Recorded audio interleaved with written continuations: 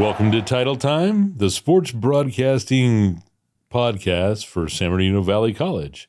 I'm Tony Barber, and I'm here with Keith Hart, the water polo coach for San Gorgonio High School. Hi, Coach. How are you today? I'm pretty good, man. Thanks for having me. Oh, thanks for coming. We're so happy to have you here. How did you become coach for water polo? It's kind of interesting. The aquatic sports naturally go together. A lot of athletes that do football do track, right? A lot of athletes that do basketball do track, that type of crossover. So a lot of kids that do water polo do swim also. In high school, I really was focused on wrestling, neither of the two. But water polo is kind of like wrestling in the water, and swim keeps you in better shape. I started off in track, but swim really gives you the full body conditioning. So in high school, I ended up doing water polo, wrestling, and swim. So that's the experience, like the background for the sport. And actually, my wife was like amazing at water polo. Oh. So she was a coach first and dragged me into it. And since then, I kind of fell in love with helping the kids and teaching the sport out in an area that doesn't really have the access, you know? Oh, very cool. And what qualifications, is that the qualifications that you have for doing coaching for water polo? Is the background in water polo and swimming and wrestling? Yeah, that's definitely a big part of it. I was a team captain for both water polo and wrestling, so that kind of like helps, you know, build that leadership role when you're younger. I was in Boy Scouts, and I know there's a lot of different connotations with that, but I had a good experience, and we did a lot of leadership stuff there, and I was kind of in charge of the troop for a long time too. So I guess I took on that leadership role early, and really my grandfather, my father, my uncle, two of my aunts, and two more, I think it's raining, two more uncles are all coaches. So some of my earliest memories are actually on the sports field with my dad after he was done coaching. So it kind of naturally happened to me. I didn't really plan to coach, but it's something that life threw at you, right? Yeah, right on. You have a very famous boss in the program. Who's that? So my wife, Olivia Hart, is a 3-time CIF winner for water polo in high school. So as a sophomore, she was on the varsity team and they got first place in CIF. And then same thing for junior and senior year. So when CIF? What's CIF? Okay, CIF is interesting. All the schools in the area, all the schools in California really are cut up into different leagues and divisions based on how their population and what area they're in to some extent too. The idea being if you have a larger population at the school with a higher GPA and more affluent areas around, you'll probably have better athletes. Yeah, and it holds true for colleges and stuff too, right? Like even NFL teams and ranked teams, Mater Dei isn't a name for no reason, right? A lot of people know that school and it's very affluent with a large population. Everyone wants to go there. So you only play teams that you're supposed to be competitive against is the point of all this ranking. There's no point in a high school football team going and playing an NFL football team. Of course. So water polo teams that are near the beach or in areas where the aquatic sports are really prevalent with high populations of athletes and stuff, even Summit High School actually in Fontana is close enough that they get a couple club swimmers every year. And they've actually won CIF. So again, CIF, winning CIF is the big thing because after you compete with all these schools that you're about equal against, you should have a fair shot of beating. The first two teams out of this little league of equal-ish schools, those first two get to go play harder teams. They get to all get kind of thrown into the mix for an area of Southern California. Okay. And then if you win that, hey, now you're the best team in so many square miles of Southern California, more or less. So winning it 3 times in a row is incredibly difficult to the point where her head coach from high school is someone that we run into frequently. All the refs for water polo in this area know him. My old high school coach knew him and was his mentor, actually. The coaches, where did we go? We went out to Claremont recently and watched some games there just for fun. Uh-huh. All the refs there knew all the refs here and knew her head coach and knew her team. Oh, you're from the 3-peat team. Oh, yeah. So it carries some weight. It's interesting. Winning CIF's a big deal. Please pretend like I don't know what CIF stands for. What does CIF stand for? Oh, man. It's like California something to be honest with you. Yeah, I don't even know either. No, it's a specific organization though and they actually CIF, there's a CIF division for every single sport at a high school level. Oh. And at the high school level, they set forth the rules and procedures and policies.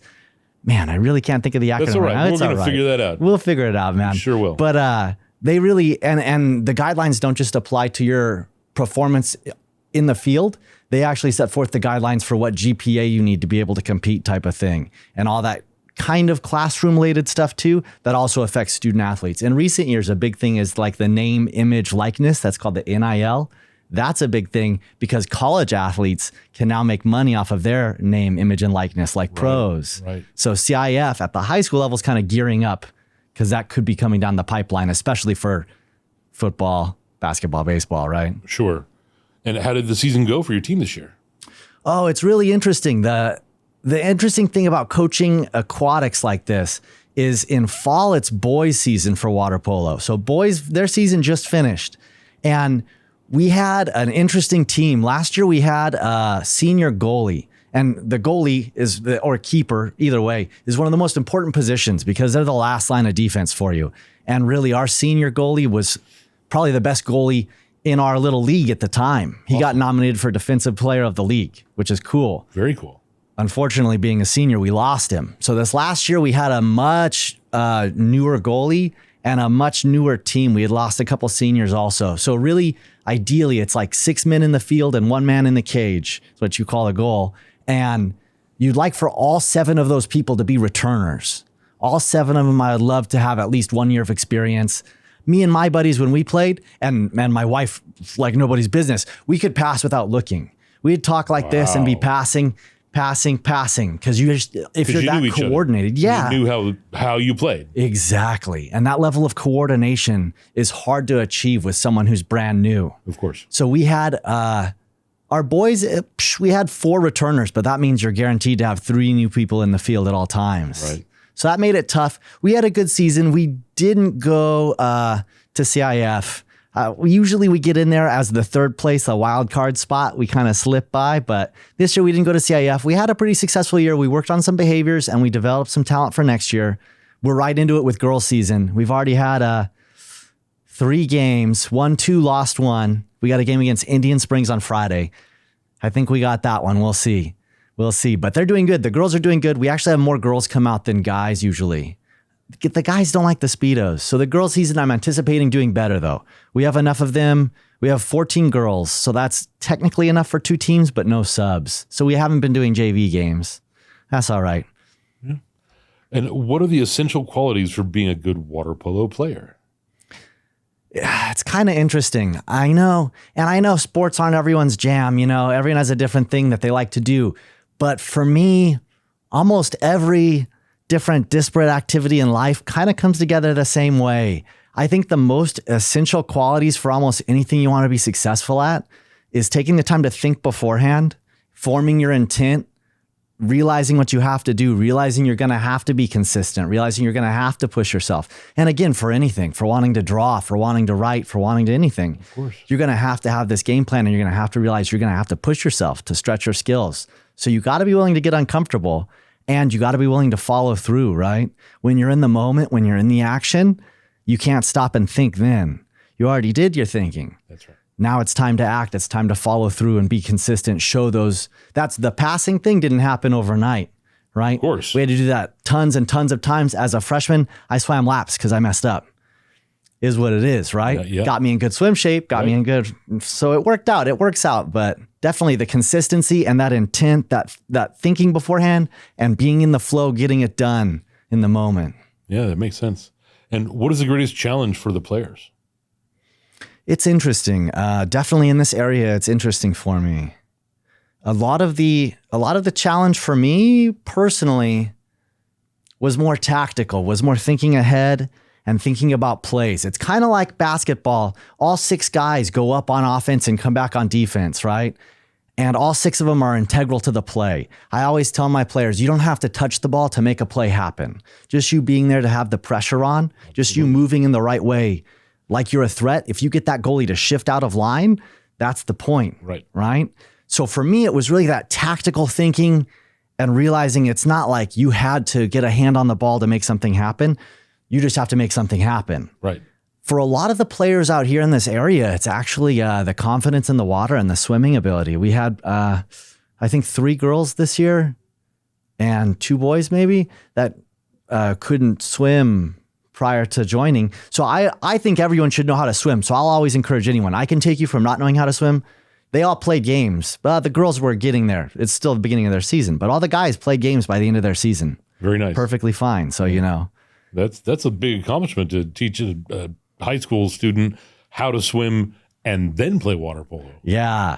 That's where it's an interesting, for me, it required a bit of a different mindset, I guess, than I expected, right? I went in like, look, here's the play. Here's a 4-on-2. Here's a 3-on-3. Here's our offense and defense.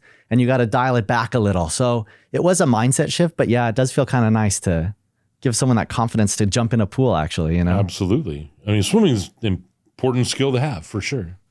I would agree. Yeah, I'd agree. How does success at water polo carry over into school success in general? So that's part of where it's interesting. We give them some incentives too. You have to have a 2.0. That's just C's, but you have to have a 2.0 to be able to play. If you're failing and stuff, you actually cannot compete in high school. So I get it. I think that's a good baseline. Everyone should at least get C's. If you get higher grades, they give you patches and stuff for your Letterman's jacket. So a lot of the kids like the recognition that way too. Sure. And really water polo in general, I think gives you that confidence, especially being in the water, not being a dry land sport. If you hesitate, if you stop, the water's not there to be your friend. It's not there to help you stay up and gently carry you towards. If you stop, you're going under. You'll know that you stopped, right? Going south. Yeah, exactly. Like quick, right? So I think it really teaches you. It really gives you that desire to always keep going. You can mess up. You can make a mistake. You learn from it, but you got to keep going. Don't be stuck on it. Awesome. I like that. I like the analogy of, you just got to keep moving. Yeah. That's definitely true in water polo, obviously. How do you and the team prepare for your games? Is there a strategy? Yeah, there is. That's where, again, it's kind of interesting. If you had a full set of returners, you'd probably have positions pretty much locked in. So on the team aspect of it, having some newer players, it both gives you some flexibility to shift people around year to year and see where they might do better. But it also is a weakness because you don't have that set lineup ready to rock every time, right? Right. So we prepare by kind of figuring out the kids' strengths and weaknesses and where they would like to go, especially the first couple games. I think we're more worried about them feeling comfortable and confident, right, than actually being crazy successful. Your first couple of games don't mean much in the long run. We definitely prepare with stretches. We've got a whole set of dynamic stretches. We have a whole set of warm up in the pool that they do. We talk to them actually about nutrition also. You want a carbo load before anything like that, protein for recovery and muscle building. So there's a lot that goes into it. But it's good. I think it's good to teach those skills to high schoolers before they're too far along in their journey of life, right? Yeah, no, I agree. And so there's 7 in the pool on each side in a game. How many members do you have on your team? That's where you can technically have as many as you want. They just have to stay. There's a bench area where they have to stay in and they have to stay seated, right? So right now for girls, we have 14 girls cleared to play. And again, you only have 7 in the pool at time. That means we have the same amount on the bench sitting, right? Right. So it's not bad, though. It gives you some room to rotate people through. Sure. And one thing I really like is, like we played a team that wasn't super great. So we had our varsity team in, and it's considered kind of like bad form to just run numbers up. I don't want to beat them 1,000-1. There's no real point. Right. So once they get to like, my varsity squad gets to like 6 or 7-1, probably, maybe even before 5-1. Then we can rotate them out. That gives us a lot of breathing room to leave 1 or 2 girls in and put in these newer girls that really should be JV. We just don't have the numbers. And I think only one school in this area has a JV team. And you're allowed to rotate when you want to, right? So, I mean, if things went south, you could, point-wise, you'd always rotate your varsity players back in, right? Yeah, exactly. And after a goal scored, they call not a timeout, but everyone has to line back up at half is how each quarter or each possession starts, we'll call it, right? And whoever got scored on, so if we got scored on, they got a goal, we would start with the ball. So when they're lining back up at half, you're free to rotate people in and out. And during timeouts and stuff, if it's in the middle of gameplay, you actually have to have your person, even if obviously life-threatening circumstances are different. But if they just get a cramp or if they're tired or if they're really just worn out, we've had a couple people have panic attacks and stuff in the pool too, which is a thing that happens. I get it. It's very overwhelming. They have to swim over to the goal side on your side and go under the lane line, and then your person has to go under. They both have to be in there at the same time, or the ref could call an ejection and put you man down. Got it. So, But you can basically, switch back. Cool. Yeah. And I was just being sure because I don't know. So glad to learn that. Very good. And what are some strategies your team uses to defeat your opponents? So in water polo, it's interesting. There's a couple different, all 6 of them, they go up on offense, they come back on defense. So every person has a job. If, you picture the 6 dots on like a domino or something with 3 across and 3 underneath equally spaced, that's kind of our default setup position. Now, those ones at the top end, right, they're called wings because they can spread out wide to create space and their defender will probably come with them. And maybe they can rotate up to get a shot, but then those guys behind them are called drivers because they can drive in hard and get a pass. So you can have a play where a wing comes in like they're going to score on the counterattack, gets the pass, and then pulls out, pulling their defense with them. And the driver shoots for that open pocket of water as fast as they can, pass back, and it's good to go. Or that center line is really called the guard, and the set is the one real close to their goal. And the set is always working hard because that's the prime position to shoot from. You have the whole cage there, the whole goal in front of you. It's a big open square. So the set really can work hard. And in water polo, a lot of stuff happens underwater that's like a gray area. So you can push off your person a little, and that gives you enough separation to catch and shoot. So we've really been working Brenda's our set lately, and we've really been working her catch and shoot. It's coming along, yeah. Yeah, right on. I never thought of that before. That's fascinating. Yeah. What motivates a player to improve their skills? It's interesting. It's different for everyone. I say it's interesting too much, but it really is, man. Brenda, again, our set player, for sure, what motivates her is scoring. What motivates her is getting that pass in, pushing off hard, coming up, and letting it rip. Jamie, I think what motivates her is helping people and teaching people. She's been playing. We're going to see. She might either be our guard or she'll be our driver back there, but she really has taken a couple underclassmen like under her wing and elevated them quite a bit since last year. So that's nice to see too. And I know that's a big part of what motivates her. So it's interesting that it's different for so many different people, but you can find your own almost arena of mastery. You can find an area that you really enjoy and excel in, right? You don't always have to be the scorer. You could be the outlet pass. You could be the first one back on defense who's communicating. We have a couple of people who are in love with being the goalie. I am not, right? But they really like it. That's where they thrive. Right. Well, that's good. It's good that you have different positions for different people and different personalities. That's makes good sense. What advice would you give us students who want to excel at water polo? Water polo, definitely a lot of it comes down to swimming. A lot of it comes down to swimming, right? If you can outswim your opponent. So oftentimes, if a team is taking a shot, you can only touch the ball with one hand unless you're the goalie. So you got to shoot one-handed in the water while you're treading, right? They take a hard shot, the goalie blocks it. If your team has someone really fast, that fast person will be down the pool before the guy who took the shot even knows that it got blocked. Oh, wow. And then the goalie, if you have a goalie with a really good arm, whoosh, all the way down, you hear him calling, ball, ball, ball. Shh, there it comes. Now it's your fast person with no one around him on a breakaway, right? So that's always kind of fun, like to see. That's just a speed thing. You got to be quick enough to get down there. You see the shot go, you know you're not going to go. Your goalie's there, not your job. Go for it. Motor, where's your engine? All that matters there is how hard your legs can work, right? Wow. But the tactical thinking and knowing where the ball is going to go, being able to visualize the pool, because it is interesting how an offensive player can back up away from the opposing goal and their defensive player will come with them and open a pocket of water potentially. Or if you look around and you see, oh, where's my person? There's no one on me.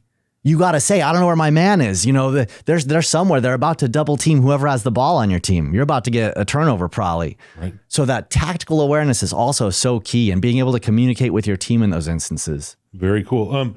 Do you have any takeaways you'd like to leave us with today? Yeah, I think aquatic safety is important for everyone. I really highly stress. I cannot stress enough. Yeah, I wish everyone would learn how to swim, at least be comfortable. It really is a good life skill to have. And even if water polo is not your sport, I think everyone in high school and probably college too should really do some type of group activity, some type of something, because you never know what's going to click with you. So try everything you can, find something that helps you. Because I'm telling you, I would not be where I was today without sports. Like I wouldn't have made it through high school as well. I wouldn't have met my wife. life would be so different, right? And you never know what you're going to miss out on. So definitely find your niche, find your arena of mastery, and excel in it. Thank you very kindly for joining us today. I really enjoyed our conversation. And I'm Tony Barber. This has been Keith Hart. And this has been Title Time. Thanks for having me, man. Thanks for being here. Peace.